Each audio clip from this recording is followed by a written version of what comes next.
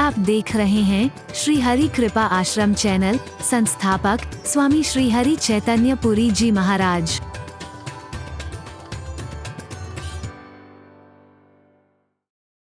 सकेगी मौत से औरों के लिए जो जीता है, क्या मार सकेगी मौत उसे औरों के लिए जो जीता है। मिलता है जहां का प्यार उसे औरों के जो आंसू पीता है। क्या मार सकेगी मौत उसे, क्या मार सकेगी मौत उसे औरों के लिए जो जीता है। मिलता है जहां का प्यार उसे औरों के जो आंसू पीता है। क्या मार सकेगी मौत उसे।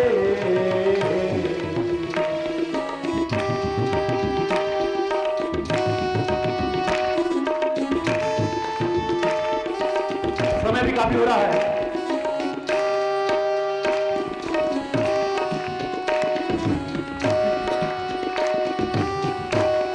सभी बोलेंगे मेरे साथ, एक बार मैं बोल रहा हूं बड़े प्यार से।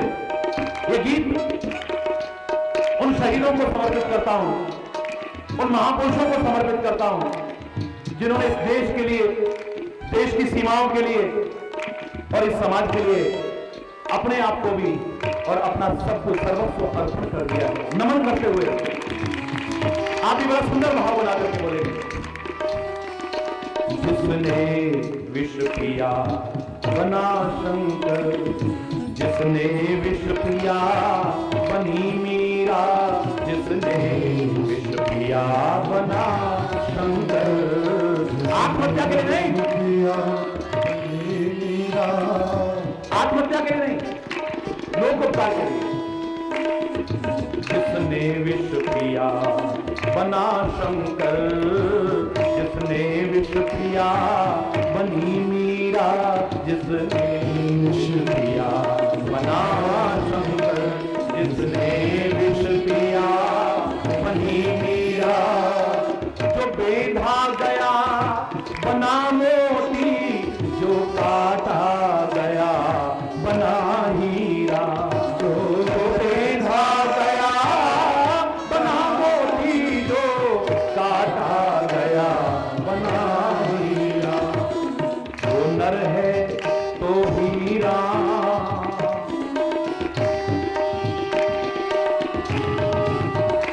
वो नर है तो हीरा, नारी है तो वो सीता है।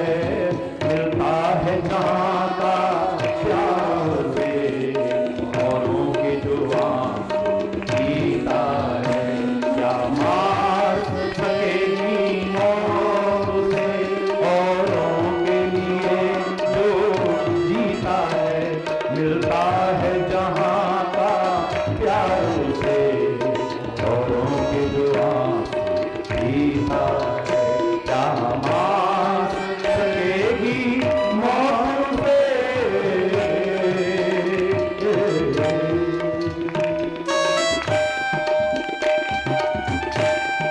हरि बोल।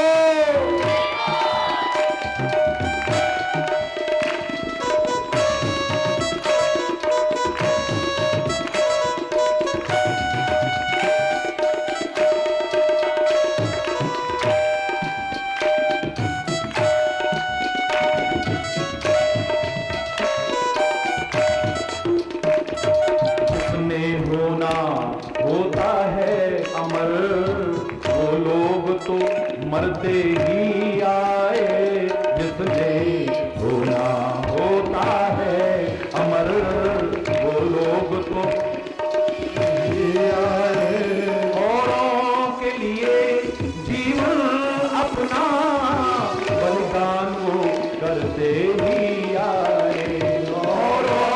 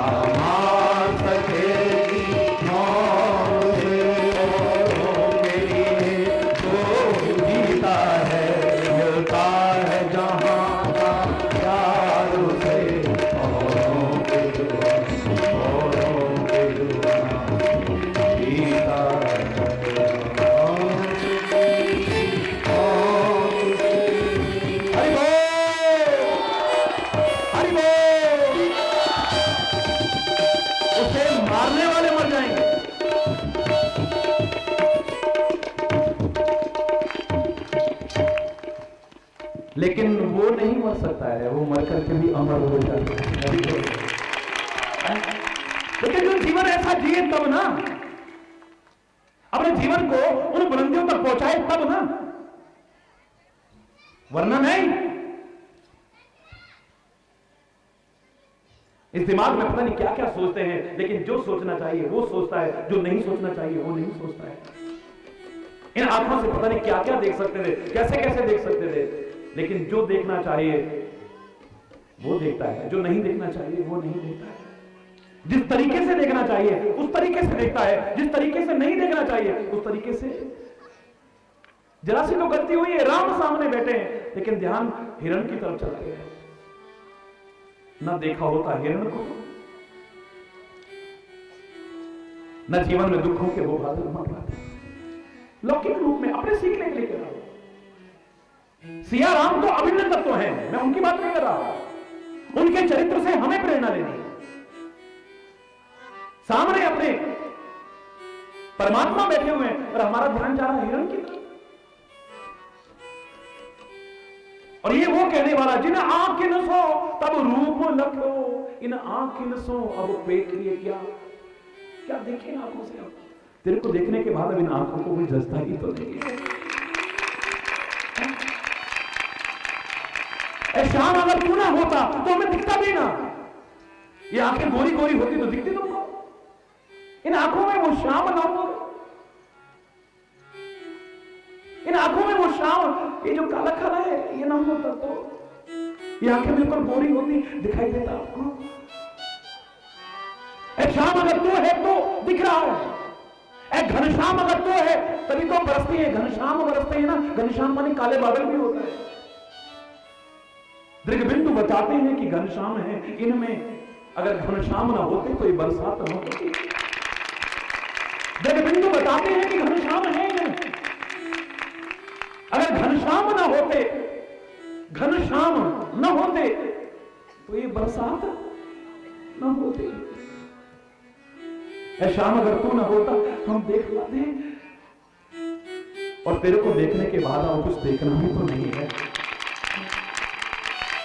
कानन दूसरों नाम सुनो नहीं, कानन दूसरों नाम सुनो नहीं, एक ही रंग रंगे मेरे डोरो, धोखे वो दूसरों नाम कड़े, रसना मुख बांध हलाहल बोलो। ठाकुर चित्त की वृत्ति है, हम कैसे हूं टेक तजे नहीं भोरो, मेरी बाबरी वो अखियां जल जाएं जो सांवरो छोड़ निहारे गोरो। नकली सोने की खाद लेकर के मन ललचा गया उस सीता का जो अयोध्या के सुखों को छोड़कर गया, विशाल साम्राज्य के सुखों को छोड़, जिसने जयपुर के इतने विशाल साम्राज्य के हर सुख सुविधा को देखा है, आज नकली सोने की खाद पर मन आ गया। पर पहली गड़बड़ तो इन आंखों से तो हुई, आंखों ने देखा, मन को अच्छा लगा, जवान बोल उठी, सत्य संत प्रभु वध करे आनहु चरम कहते मेरी। अवध नरेश से कह रही है जाओ इसका वध कर। अवध नरेश से वध करने को, अवध माने तो जिसका वध ना किया जाए उसको कहते हैं अवध। जहां कहीं किसी का वध ना हो, मन से, वचन से और कर्म से, जहां अब अवध को अपना ले, हम हिंसा का परित्याग कर दें, हमारा हृदय भी अवध बन जाए, मैं दावे से कह रहा हूं, हमारा हृदय अवध बन जाए, फिर वो खाली अवध बिहारी नहीं रहेगा, फिर वो खाली दशरथ अजीर बिहारी नहीं रहेगा, खाली धनुर्धारी नहीं रहेगा, हमारा हृदय बिहारी भी बन।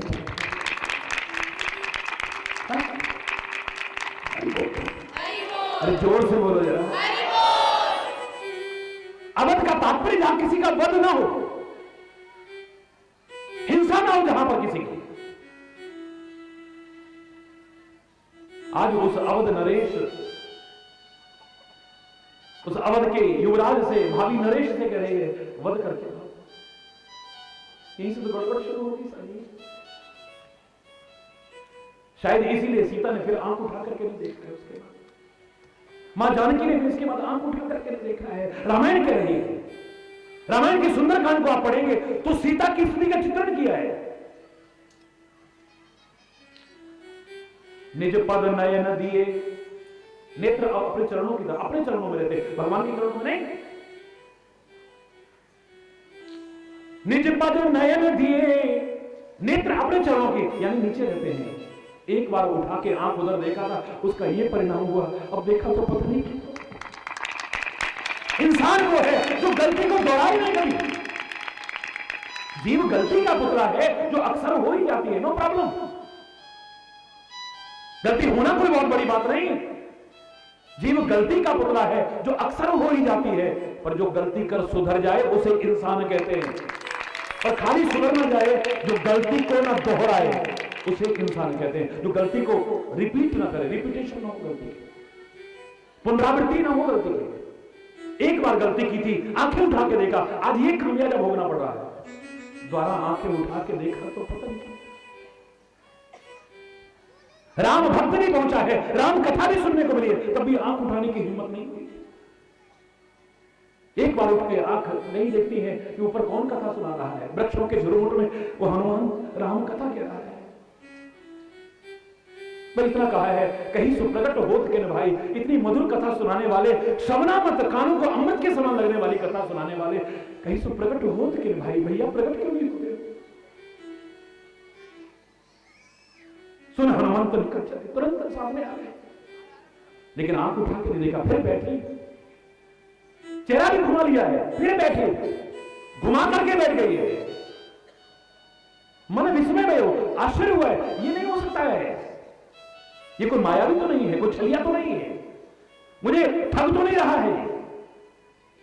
एक नकली हिरण के चक्कर में तब हुआ, अब ये नकली को राक्षस राम भक्त बनकर के आके कहीं धोखा तो नहीं दे रहा है। हरि बोल, फिर बैठी, सुंदरकांड में पड़ी है, फिर बैठी मन विस्मय भयो, आश्चर्य हुआ, ये कैसे हो सकता है? और खाली मन में नहीं रखा है, प्रश्न किया, नर बानर ही संग कहो कैसे? ये बंदर और मनुष्य का साथ कैसे? कही कथा वही संगति जैसे। फिर हनुमान ने सुनाया कि मां, हमारी ऐसे ऐसे संगति हुई, ऐसे ऐसे हमारा साथ हुआ, जंगल में आपको खोजते हुए श्री राम फिर रहे थे। मेरे स्वामी सुग्रीव ने कहा कि देखो कौन है, मैंने जाकर के परिचय लिया, लाकर के सुग्रीव से मित्रता कराई थी, ऐसे हमारा परिचय हुआ है। सत्य शपथ करुणा निधान की, मैं करुणा निधान की सच्ची सौगंध खा के कहता हूं, मैं राम का दूत हूं, मैं कोई माया भी नहीं हूं, मैं कुछ छलिया नहीं। बोलने का तरीका ऐसा होता है कि कहो तो आदमी उसी पर न्यौछावर हो जाए। भरत कहता है तेरे पर क्या न्यौछावर कर दूं, तूने क्या संदेशा सुनाया, राम आ रहे हैं, कौन है तू? तेरे पर तो सब कुछ न्यौछावर कर रहे हो, एक बोलना ही तो था, किस तरीके से बोलना है, एक बोलना ही तो था। इतना बड़ा महाभारत का युद्ध हो गया, ओए अंधे की अंधी औलाद, ये बोलना ही तो था। ये गिरते हुए दुर्योधन को देख करके ये जवान से तीर जैसे शब्द ही तो निकले थे बस। ओए अंधे की अंधी औलाद रही ना, बताऊंगा तेरे को, मेरा नाम भी दुर्योधन नहीं, अगर भरे दरबार में तेरे को बेइज्जत करने की कोशिश मत की।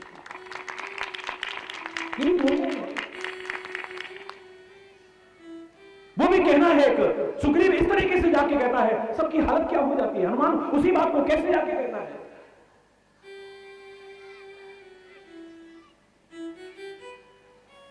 हरि बोल, लाख सन्यासी की नकल की होगी रावण ने, लाख सन्यासी की नकल की होगी, सीता भी धोखा खा रही होगी, लेकिन कहना नहीं आया ठीक से। जैसे बाहर निकली है सीता, कुछ ऐसा कहा है कि सीता के शब्द बदल गए, फिर मानपूर्वक नहीं कहा है, सम्मानपूर्वक नहीं कहा है। रामायण पढ़िए, क्या कहती है सीता? मां जानकी कहती है उस समय, बोले वो वचन दुष्ट की नाई, तू सन्यासी नहीं हो सकता है, तू संत नहीं हो सकता है, तेरी बोली बता रही है, तेरी बोली बता रही है, तेरा कहने का ढंग बता रहा है, कोई दुष्ट व्यक्ति है।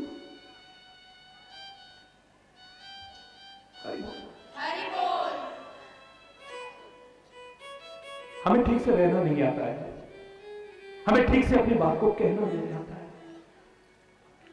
खोज करके देख लेना, घर घर में खोज कर देख लेना, पूरे समाज में कहीं, इसके अलावा आपको कुछ नजर नहीं आएगा। कलह कलेश का कारण, वैर विरोध का कारण, मनमुटाव का कारण, संबंधों में दरार आने का कारण, प्यार खत्म होने का कारण पहला, हमें रहना नहीं आता है। दूसरा, अपनी बात को ठीक से, जोर से बोलो ना, कहना नहीं आता है। और तीसरा, जहां आवश्यक हो वहां सहना नहीं आता है। वहां में सहना नहीं आता है। पति को पत्नी की बात सहन नहीं है, पत्नी को पति की बात सहन नहीं है, सास को बहू की बात सहन नहीं है, बहू को सास की बात सहन नहीं है, मां बाप को बच्चों की बात सहन नहीं है, बच्चों को मां बाप की बात सहन नहीं है, भाई को भाई की बात सहन नहीं है, यहां तक कि गुरु को शिष्य की, शिष्य को गुरु की बात सहन नहीं है, एक दूसरे को एक दूसरे की बात सहन नहीं है, कर्मचारी को मालिक की बात सहन नहीं है, मालिक को कर्मचारी की बात सहन नहीं है, स्वामी को सेवक की बात सहन नहीं है, सेवक की स्वामी को सहन नहीं है।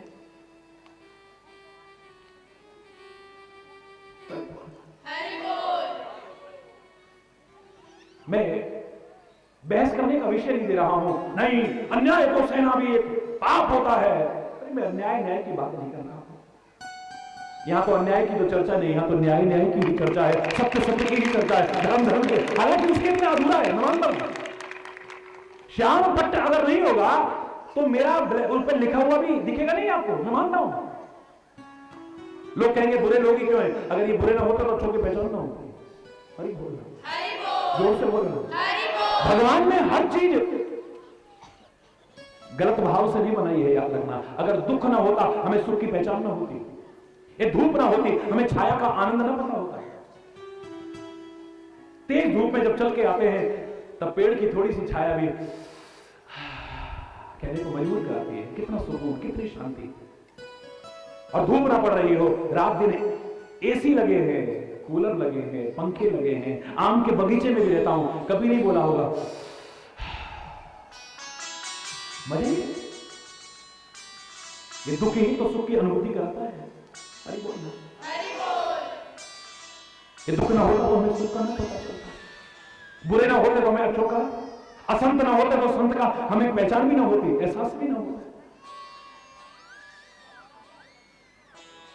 उसने विश्व भी बुराई के लिए नहीं बनाया है, याद रखना। भगवान ने कोई चीज बुराई के लिए नहीं बनाई। कोई कहे कि जहर काय को बनाया उसने, तो जहर भी बुराई के लिए नहीं। इस जहर से तुम आत्महत्या करते हो, इस जहर से किसी की हत्या करते हो, और वैज्ञानिक इसी जहर से दवाइयां बना करके लोगों को जीवन देते हैं। अब तुम्हारे ऊपर है, आप क्या, आप उपयोग करते हो, सदुपयोग करते हो या दुरुपयोग करते हो। भगवान में और भगवान की सृष्टि में कमी निकालने की हिम्मत हमारी नहीं और होनी भी नहीं चाहिए। कमियां अपनी खोजना और उन्हें दूर करना और सुखी रहना, बस यही बता। खोजो कहां कमी आ गई, जो हमारा सुख हमसे दूर हो गया है, हमारा चैन हमसे दूर हो गया है, हमारा सुकून हमसे, सब कुछ होते हुए भी कुछ नहीं है हमारे पास। एक और जमाना था, कुछ नहीं था हमारे पास पक्के मकान नहीं थे, हमारे पास गाड़ियां और स्कूटर मोटरसाइकिलें नहीं थी, हमारे पास लाइट का कनेक्शन नहीं था, टीवी नहीं था, फ्रिज नहीं था, फलाना नहीं था, ठिकाना कुछ नहीं था हमारे पास। लेकिन सब कुछ था, क्योंकि आपसी प्यार था, सद्भाव था, सुलूक था, मेल जोल था, शांति थी, प्यार, सब कुछ था हमारे पास। आज सब कुछ है पर एक चीज ऐसी नदारद हो गई, सब कुछ होकर के भी कुछ नहीं।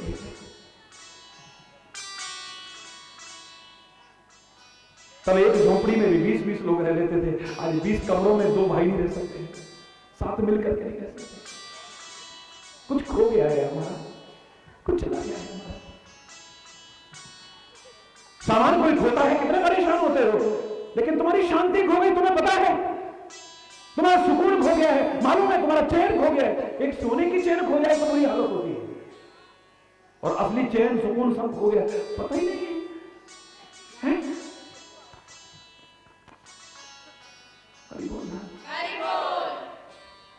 तुम्हारे चेहरे की मुस्कुराहट खो गई है, तुम्हारी वो सच्ची ठाका मार करके जो हंसते थे, मस्त होकर के हंसते थे, वो पता नहीं कहां उड़ंची हो गई, गायब हो गई है। शहरों में जाओ, अब नकली हंसी हंसते हैं, लाफिंग क्लब बन गए हैं, लाफिंग क्लब।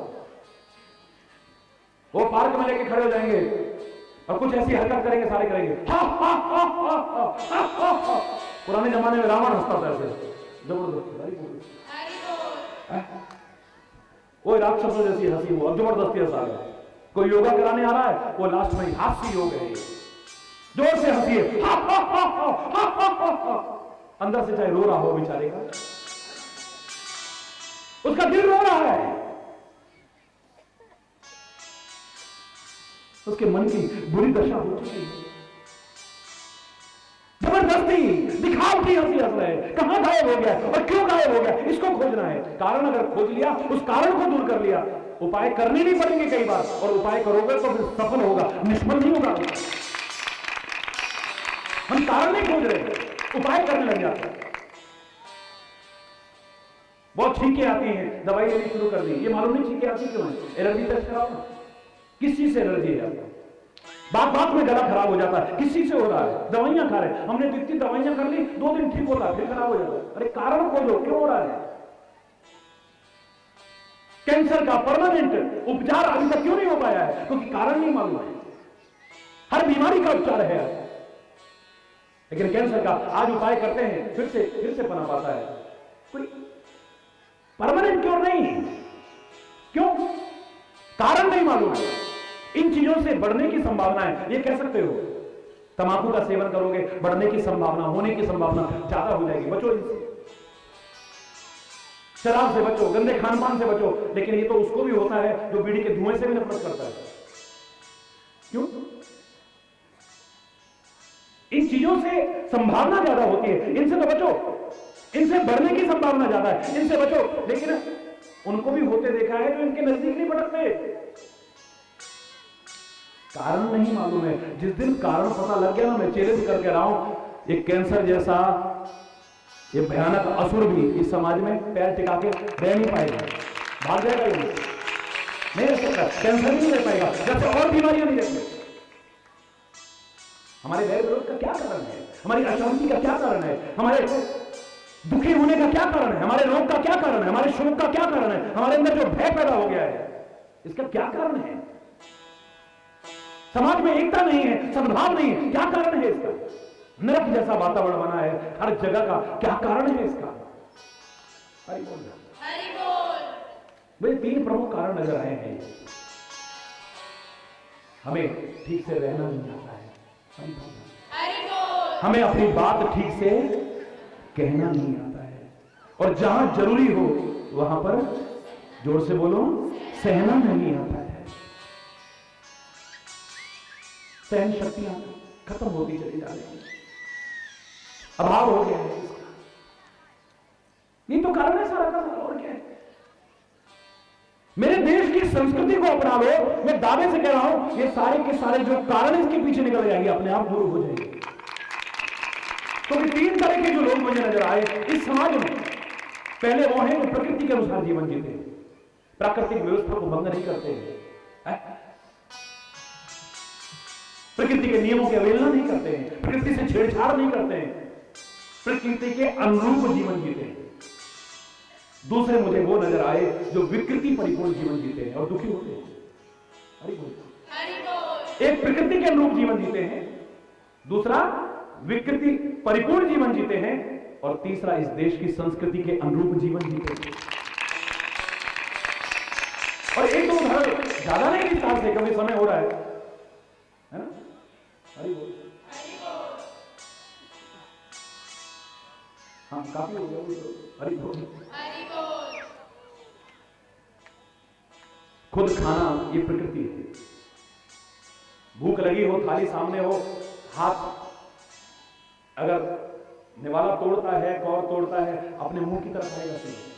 खुद खाना ये, अब अपने आप बोलते जाओ, ये प्रकृति है। दूसरे का छीन करके खाना या किसी को खाने न देना, ये सारे मिलके बोलो, क्योंकि जानते सब हो, बस मानते नहीं हो, यही गड़बड़ है। सत्संग की आवश्यकता इसलिए, जानते सब हैं, कोई ऐसा नहीं होगा जो न जानता हो। जो जानते हो उसे सही से बोलो, सारे मिलकर के बोलो। खुद खाना ये प्रकृति है, एक स्वर आना चाहिए। किसी को खाने न देना या किसी का छीन करके खाना ये विकृति है, और किसी को खिला करके तब खाना ये मेरे देश की संस्कृति है। खुद जीना ये प्रकृति है। हर कोई अपनी जिंदगी चाहता है, कौन नहीं चाहता है? जिन पशुओं को तुम मारते हो उनके चेहरे के हाव भाव देखो, क्या वो जिंदगी नहीं चाहते? क्या वो खुश होते हैं जब उन पर तलवार चलाते हो तुम? जब उनकी गर्दन पर कोई हथियार चलाते हो, क्या खुश होते हैं वो? क्या उनको जिंदगी अच्छी नहीं लगती है? एक बार आप लोग जिंदगी से उकसा सकते हो, लेकिन कोई भी पशु, कोई पक्षी अपनी जिंदगी को यूं ही खत्म नहीं करना चाहता। हम इंसान कहलाने वाले एक बार शराबें पी करके अपनी जिंदगी को बर्बाद कर सकते हैं, गंदे खान पान से जिंदगी को बर्बाद कर सकते हैं, लड़ाई झगड़ा करेंगे जिसमें अपनी भी जान जाए, दूसरे की भी जान जाए, हम ये गलतियां कर सकते हैं। लेकिन पशु पक्षी नहीं। छोटी सी सिर में जू पड़ जाती है ना, हमारी माताएं बहनें तो बहुत अनुभवी होंगी इसकी। यूं करके जब निकालने की कोशिश करोगे ना, वो भी भागेगी। क्यों? वो नाखूनों पर क्यों नहीं आती है? उसे पता है मेरी जिंदगी चली जाएगी। एक इंसान को नहीं पता मैं शराब पीता हूं, इसमें मेरी जिंदगी चली जाएगी। मैं नशा करता हूं, मेरी जिंदगी चली जाएगी। मैं झगड़ा करता हूं, इसमें मेरी जिंदगी जाएगी तो औरों की भी जाएगी। खुद जीना ये प्रकृति की व्यवस्था है। किसी को जीने ना देना चैन से, किसी की जान लेकर के उन पर लाशों पर पैर रख करके आगे बढ़ने की कोशिश करना, ये विकृति है। और किसी की जान बचाने के लिए अपनी जान तक कुर्बान कर देना, ये मेरे देश की संस्कृति है। ये तीन तरह के लोग समाज में मिले, चौथा नहीं मिलेगा आपको। एक विकृति के अनुसार जीते हैं, एक विकृति परिपूर्ण जीवन जीते हैं, और एक संस्कृति से परिपूर्ण खोज लेना कहां जी रहे हैं, कहां जा रहे हैं। देश की संस्कृति को नहीं अपना पाओ, अपनाना पाश्चात्य सभ्यता का अंधानुकरण त्यागना, देश की अमूल्य और महान संस्कृति के महत्व को समझना और अपनाना। नहीं अपना पा रहे हो तो कोई बात नहीं, कम से कम प्रकृति की जो व्यवस्था है इसका तो पालन कर लो, तुम्हारा जीवन तीन दिन में तीन तापों से बचने के उपाय आएंगे सामने, अपना लोगे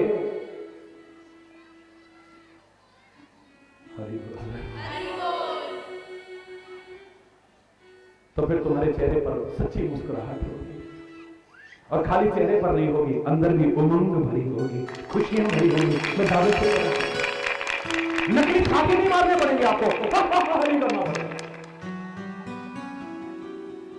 यही तो मैं चाहता हूं,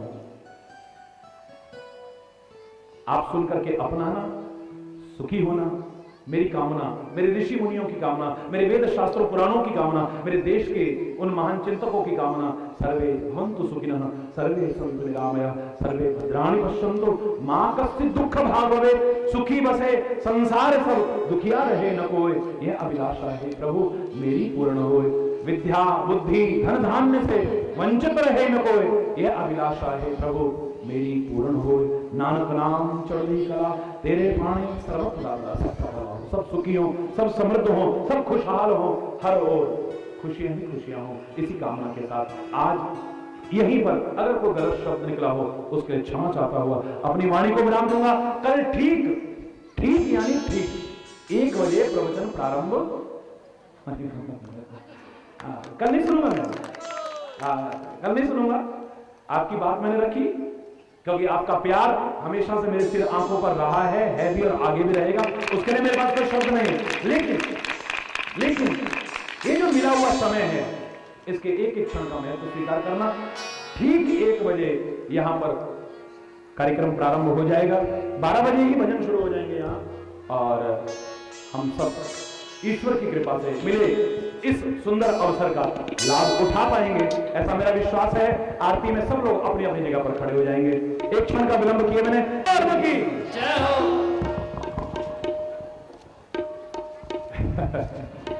धर्म का प्राणियों में विश्व का, गौ माता की, भारत माता की, गंगा माता की, संत समाज की, भारत की देवियों की, भक्त समाज की,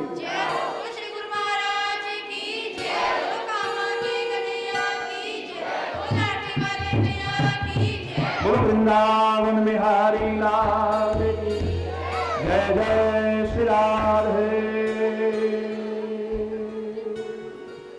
श्याम राम राम।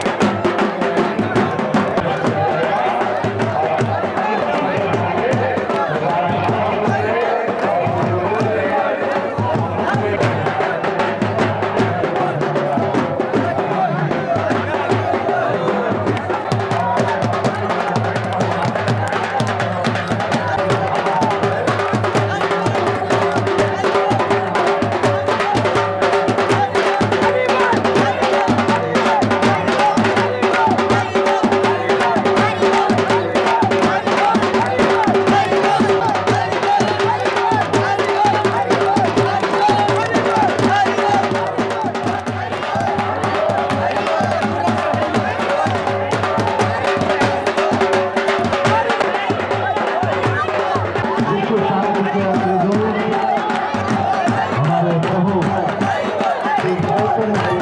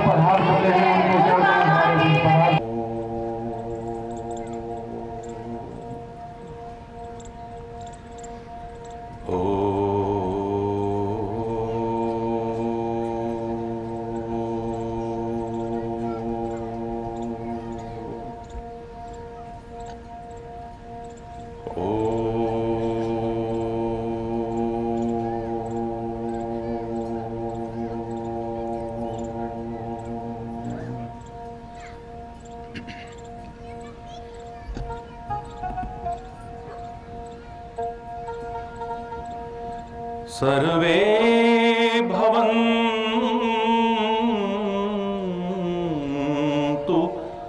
सुखिनः सर्वे सन्तु निरामया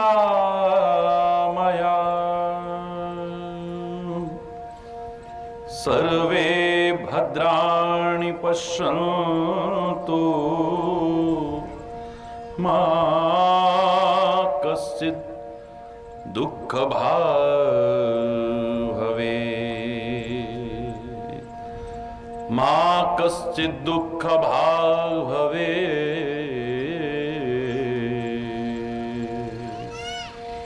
ओम शांति शांति शांति।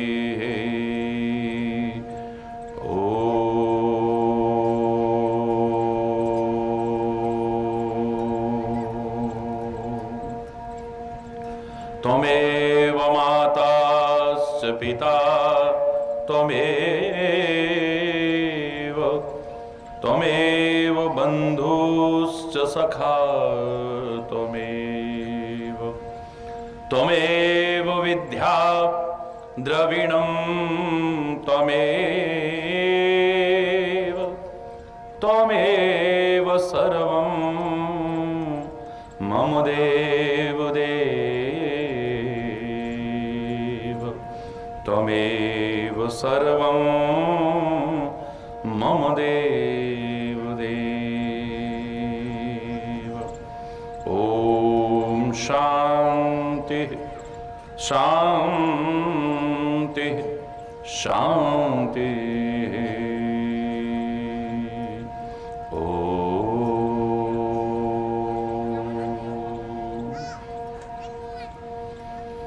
ध्यान मूलम गुरुर्मूर्ति पूजा मूलम गुरुपदम मंत्र मूलम गुरुर्वाक्यम मोक्ष मूलम गुरु कृपा। ओम शांति शांति शांति।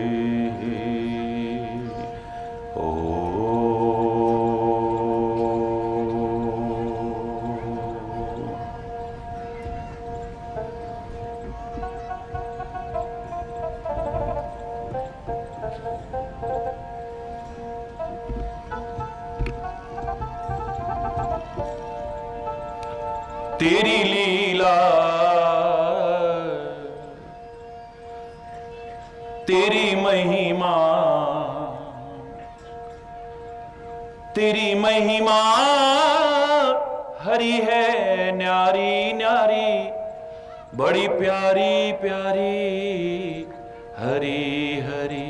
जय जय नारायण नारायण हरि हरि। जय जय नारायण नारायण हरि हरि। तेरी लीला तेरी महिमा हरी है, न्यारी न्यारी बड़ी प्यारी प्यारी, हरी हरी जय जय नारायण नारायण हरि हरि, जय जय नारायण नारायण हरि हरि, नारायण नारायण हरि हरि। सारे बोले जय जय नारायण नारायण हरि हरि, जय जय नारायण नारायण हरि हरि, जय जय नारायण नारायण हरि हरि, जय नारायण नारायण, जय जय नारायण नारायण हरि हरि, जय जय नारायण नारायण हरि हरि। हम आए शरण तिहारी हरि, हम आए शरण तिहारी हरि, हम आए अब राखो लाज हमारी हरि, अब राखो लाज हमारी हरि, अब राखो हरि हरि, जय जय हरि हरि, जय जय हरि हरि, जय जय हरि, नारायण नारायण हरि हरि, जय जय नारायण नारायण हरि हरि, जय जय नारायण। भक्तों के प्राण आधारे हरि, भक्तों के प्राण आधारे हरि, सारे जग के परम सहारे हरि, सारे जग के परम सहारे हरि, हरि हरि जय जय हरि हरि, जय जय हरि हरि, जय जय नारायण नारायण हरि हरि, जय जय नारायण, जय जय नारायण नारायण हरि हरि, जय जय नारायण नारायण नारायण हरि हरि, जय जय नारायण जय जय नारायण नारायण हरि हरि।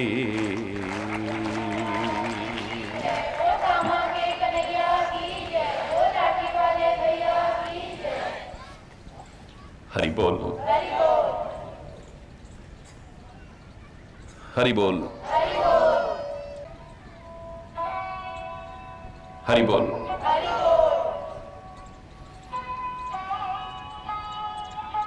सौभाग्यशाली हैं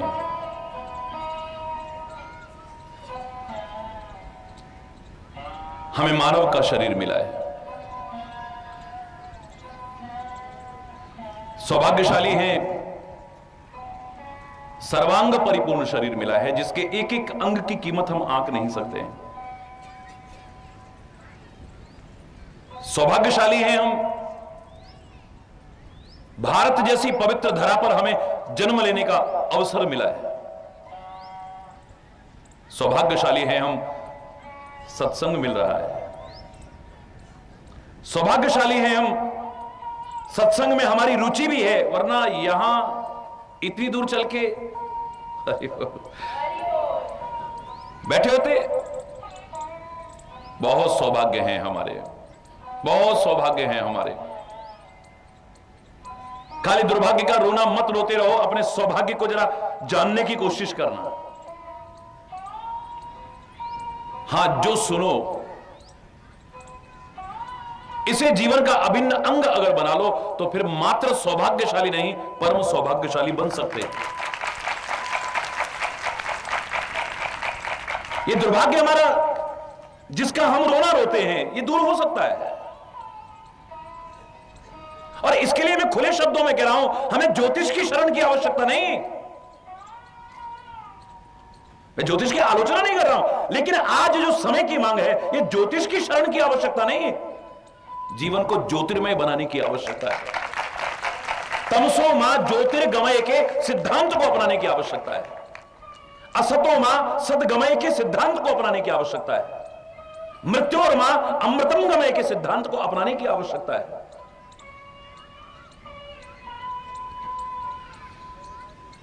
बच जाएंगे हम ठोकरों से अगर प्रकाश से परिपूर्ण जीवन जिएंगे तो। सदगुरु की शरण में हम आते हैं तो क्या प्रार्थना करते हैं? अज्ञान तिमिरांधस्य ज्ञानांजन शलाकया। अनेक वंदनाओं में एक वंदना हम करते हैं। ये हमारी ठोकरें खाने का कारण क्या है? क्योंकि अज्ञान रूपी अंधकार से हमारी आंखें अंधी हो चुकी हैं, दिख नहीं रहा है हमें। तो अज्ञान रूपी अंधकार से अंधे हो चुके नेत्रों में ज्ञानांजन शलाकया, जो ज्ञान के अंजन की शलाका लगा दे और हमारी आंखें खोल के रख दे, उस सदगुरु के चरणों में प्रणाम है।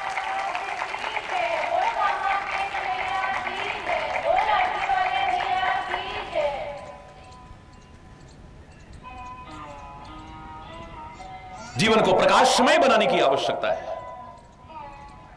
मात्र बाहर नहीं, बाहर भी। अब तो दीपावली बिल्कुल करीब है। नगर नगर डगर डगर आलोकित दिखाई देगी आपको। कितना अच्छा लगता है, कितना भव्य लगता है, कितना सुंदर लगता है, कितना मनोहारी दृश्य लगता है। बाहर तो प्रकाश हो, लेकिन सत्संग के प्रकाश में अंदर भी उजाला कर लो तो फिर आनंद ही कुछ और हो। फिर ठोकर खाने की संभावना नहीं रहेगी जो जीवन के कदम कदम पर हम खा रहे हैं। बाहर तो हम बहुत सफाइयां करेंगे, अभी है, उसका भी महत्व है। मैं उसके महत्व को नकार नहीं रहा हूं। वर्षा ऋतु के बाद दीपावली आती है, सीलन हो गई है, विभिन्न प्रकार के मच्छर कीट पैदा हो गए हैं, अनेक प्रकार की बीमारियां पैदा होने की संभावना हो सकती है, जो हमारे स्वास्थ्य पर प्रतिकूल प्रभाव डाल सकता है। इसलिए दीपावली से 2 दिन पहले जो हम मनाते हैं, आप धनतेरस मनाते हो। आप सोचते हो कि खाली बर्तन खरीदने का त्योहार है, ये खाली सोने चांदी खरीदने का त्योहार है। बिल्कुल नहीं। मेरे भारत की संस्कृति में धनतेरस को धनवंतरी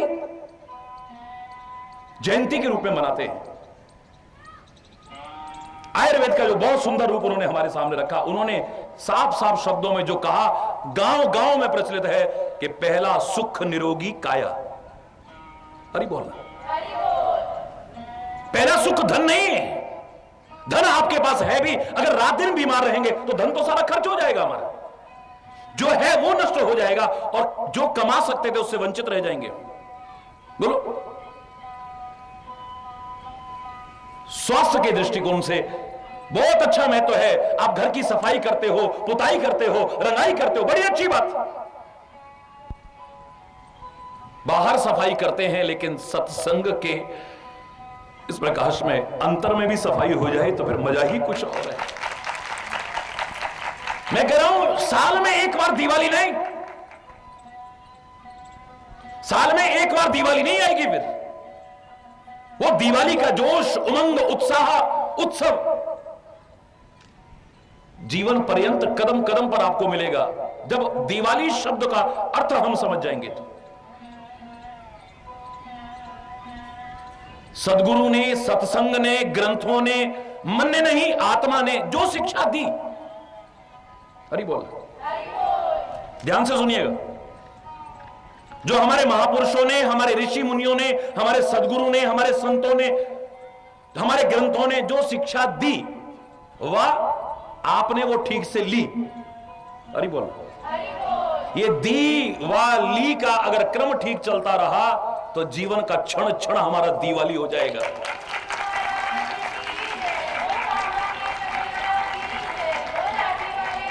ये दी व ली का क्रम बड़ा सुंदर चलना चाहिए। यहां से जो शिक्षा दी वह आपने, जोर से बोलो, ली। ये दी व ली का क्रम अगर ठीक चलता रहा, कलयुग वर्णन में जो लिखा था गुरु शिष्य वधिर अंध का लेखा, ये वाला ना बन जाएगा।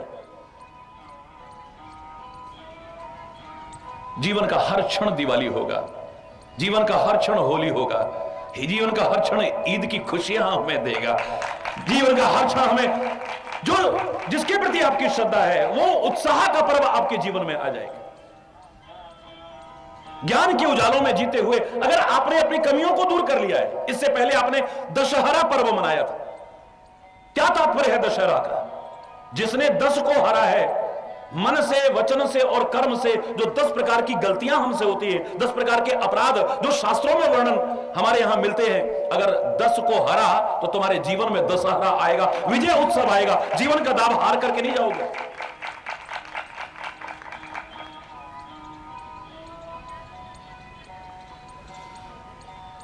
और जो कल हमारा प्रसंग चल रहा था, हमारा जीवन खुशियों से परिपूर्ण होगा।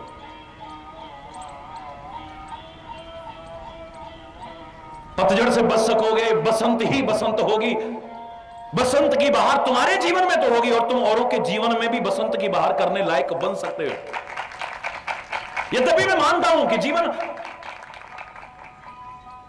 सुख दुख का एक क्रम है, ये सिक्के के दोनों पहलुओं की तरह हमारे साथ रहते हैं। ब्रह्मा की उभयात्मक सृष्टि है, सुख दुख पाप पुण्य दिन राति, साधु असाधु, सुजाति कुजाति, दानव देव, ऊंच और नीचू, अमीय सुजीवन माहुर मीचू, काशी मग सुरसरी क्रम नासा, ये दोनों क्रम चलते रहते हैं। लेकिन तू अगर चाहे तो तेरे जीवन में बसंत आ जाए, बस अंत, नीरवता का, उदासी का, दुखों का, क्लेशों का बसंत हो जाए, बस अंत हो जाए, बसंत ही बसंत हो जाए। लेकिन उसके लिए जो आवश्यक है, जो 3 चीजें मैंने आपसे कही,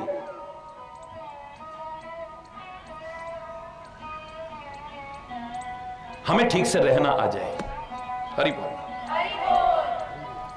हमें ठीक से, बहुत विस्तार से सुना है आपने,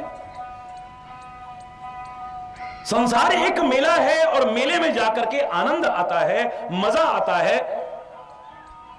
बच्चों को भी बड़ों को भी मजा ढूंढने का तरीका सबका अलग अलग हो सकता है, ये बात मैं भी मानता हूं। और मैंने आपसे कहा कि मैंने खुद अनुभव किया है बाल्यावस्था में कि मेले में जाकर के मजा आता है। अब मैं जाता नहीं, जाने की आवश्यकता नहीं पड़ती, क्योंकि जहां जाता हूं मेला अपने आप ही लग जाता है। 365 दिन मेला रहता है। अरे बोल,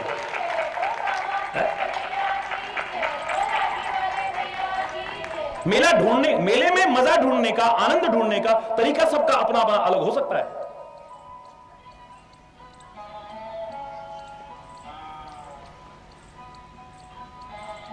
कोई झूले में झूल करके आनंद ले रहा है, कोई सर्कस देख करके आनंद ले रहा है, कोई जादू का खेल देख करके आनंद ले रहा है, कोई दुकानदार वहां दुकानों से सामान खरीद करके आनंद ले रहा है, कोई चाट पकौड़ी खा के आनंद ले रहा है, कोई वहां पर जो पवित्र उपासना स्थल है उनके दर्शन करके आनंद ले रहा है, कोई वहां पर संत महापुरुष जो नजदीक रहते हैं उनके चरणों में नमन करके आनंद ले रहा है, उनके आशीर्वाद लेकर के आनंद ले रहा है। मजा ढूंढने का तरीका सबका अलग अलग हो सकता है। और मेरा भारत तो वैसे भी मेले और त्योहारों का देश है, खुशियों और बहारों का देश है।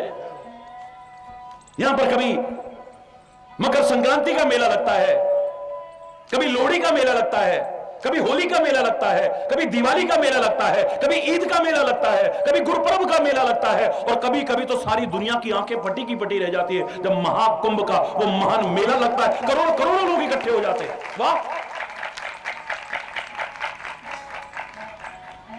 बड़ा आनंद आया, बड़ा आनंद आया। सुबह से शाम तक पता ही नहीं चली कैसे निकल गए। वहां पर गंगा जी में नहाए, वहां पर ऐसा गए, और वहां पर संतों के सत्संग हो रहे थे, वो सुना। वर्णन करते मिल जाएंगे, जो आप जाकर के आके बताते हैं, उनके साथ बैठोगे तो क्या मजा आया, क्या मजा आया, क्या मजा आया है? लेकिन मैंने कल आपसे कहा कि अगर मेले में ठीक से चलना ना आया तो देख के चल, हो गई लड़ाई शुरू, अब मजा आएगा। अपना भी मजा खराब कर देंगे, दूसरों का भी मजा खराब करके रख देंगे। मेले में अगर ठीक से चलना ना आया, मेले में ठीक से चलना ना आया, मेले में ठीक से बोलना ना आया, मेले में ठीक से व्यवहार करना ना आया, मेले में ठीक से लेन देन करना ना आया, मेले में ठीक से संबंध बनाना ना आया, तो मेला कब झमेला बन जाए कोई कुछ नहीं कह सकता है। और ज्यादातर लोगों के जीवन में ये मेला झमेला बना हुआ है। क्यों? ना वो चेहरे पर प्रसन्नता है, ना वो मुस्कुराहट है, वो मस्ती है, ना सुरूर है, ना आनंद है। हरि बोल है।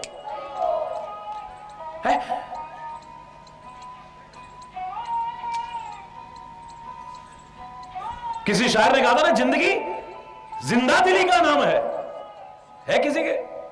मियां रोते क्यों? बोले सूरत ही ऐसी है। हरि बोल। हर टाइम जब देखो मुंह लटका ही रहता है। मेरे भगवान के स्वरूपों का इस तरह का वर्णन करना, वो निराकार साकार होके जब आता है, वो निर्गुण जब सगुण बन करके आता है, वो अनाम जब नाम रूपधारी बन जाता है, सारा कुछ वर्णन करने के साथ साथ एक चीज हर स्वरूप में वर्णन की होगी, मुस्कुराहट, प्रसन्नता। रक्ताम भोजदला विराम नयनम पीतांबर आलंकृतम श्यामांगम दुभजम प्रसन्न वदनम। श्री राम जी के बारे में भी यही कहा है। और सहज स्वाभाविक मुस्कुराहट, नकली मुस्कुराहट नहीं, दिखावटी मुस्कुराहट नहीं, क्षणिक मुस्कुराहट नहीं, जो जरा सी खुशी का अवसर आया तो बस फूले नहीं समा रहे हैं, और जरा सा दुख आया तो बस हरि बोल। प्रसन्नताम यान गताभिषेकस्तथा न ममले बनवास दुःखतः मुखाम्बुज श्री रघुनंदन समय सदास्तु सा मंजल मंगल प्रदा। राज तिलक की खबर हो गई अकड़ में आकर के, कोई विशेष हंसी नहीं है।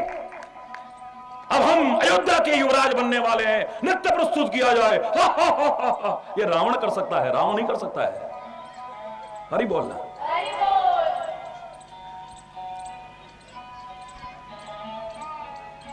राज तिलक की खबर सुनी है तो विशेष नहीं मुस्कुरा गए, प्रसन्नता है, पर स्वाभाविक प्रसन्नता है, और विशेष नहीं आ गई है कोई, सहज प्रसन्नता है। न ममले बनवास दुःखतः। और राज तिलक होते होते होते होते बनवास हो गया तो चेहरे पर एक मलिनता की रेखा नहीं है, उदासी की रेखा नहीं है।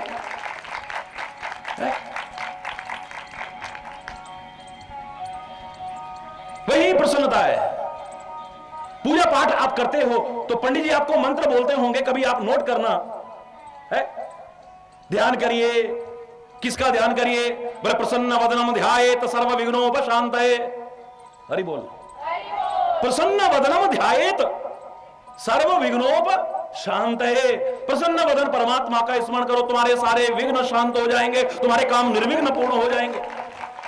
क्या है ये प्रसन्नता? क्या है ये मुस्कुराहट? क्या है ये मस्ती? क्या है ये सुरूर? संतों महापुरुषों के चेहरे पर देखो तो क्या मुस्कुराहट है। रोते देखा होगा उनको भी, लेकिन जब तुम दुखी होते हो तब उनको रोते देखा होगा। तुम जब परेशान होते हो तब रोते देखा होगा, जब तुम पीड़ित होते हो तब दुखी देखा होगा।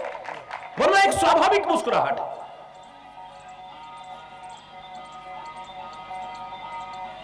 एक स्वाभाविक मस्ती है, एक स्वाभाविक सुरूर है। एक नानक के शब्दों में सारे नशे फीके पड़ जाएं, कोई चिलम पीने की जरूरत नहीं, कोई भांग पीने की जरूरत नहीं, कोई शराब पीने की जरूरत नहीं है। सारे नशे रात को करो सुबह उतर जाएंगे, सुबह करो शाम को उतर जाते, अभी करो 2 घंटे बाद उतर जाते हैं। पर नाम खुमारी नानका चढ़ी रहे दिन रात। ये ऐसा नशा है, ऐसी मस्ती है, ऐसा सुरूर है, उतरता ही नहीं कभी। नाम पियाला जिन पिया झूमत तिनके नैन। आया मस्ती देखते ही बनती है, एक बार लेने की कोशिश तो करो। अरे जाम पर जाम पीने से क्या फायदा? रात भर पी, सुबह को उतर जाएगी। उसकी नजरों से 2 घूंट पी ले जरा, जिंदगी सब नशे में गुजर जाएगी। सारी जिंदगी नशा कर करके भी तेरा पूरा नहीं हुआ, फिर तेरे को करना पड़ता है थोड़ी देर में। हरि बोल। फिर तलब लगने लगती है, तलब लग रहे, लेकिन एक बार ये हो गया तो कभी छूटने का नाम ही नहीं लेता है। हरि बोल।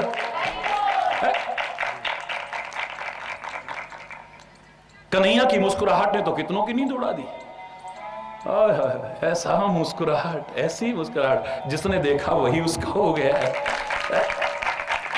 भगवान शंकर की वंदना करते हैं, भगवान शंकर की वंदना करते हैं। सामान्यता देखोगे तो कितना विकराल रूप है। करालम महाकाल कालम पर कृपालम, इतना सब होते हुए भी कर्पूर गौरम करुणावतारम, करुणा के अवतार नजर आते हैं। वाह, गुस्से वाला व्यक्ति करुणा का अवतार नजर नहीं आएगा। अरे बोलना है, जब इसमें मस्ती होगी, सुरूर होगा, प्रसन्नता होगी, मुस्कुराहट होगी, तभी करुणा का अवतार नजर आता है।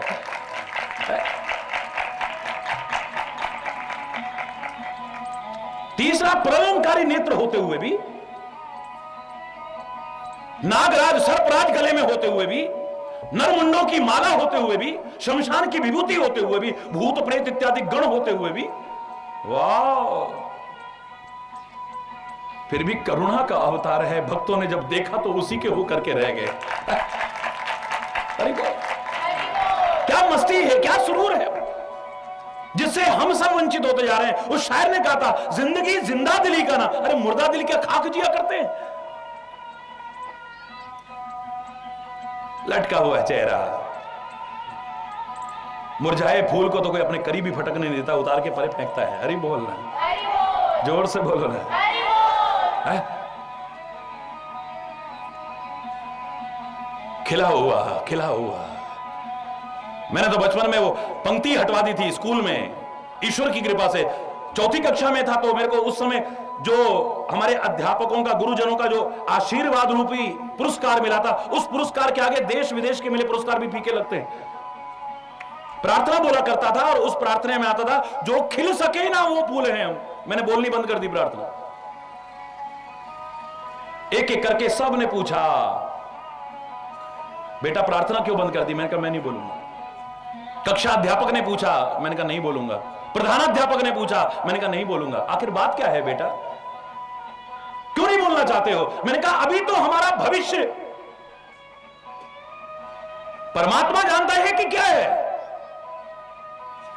हम में से पता नहीं कौन क्या क्या बनने की अभी सामर्थ्य रखता है, और अभी से जो खिल सके ना, ये निराशावादी शब्द मेरे से नहीं बोले जाएंगे।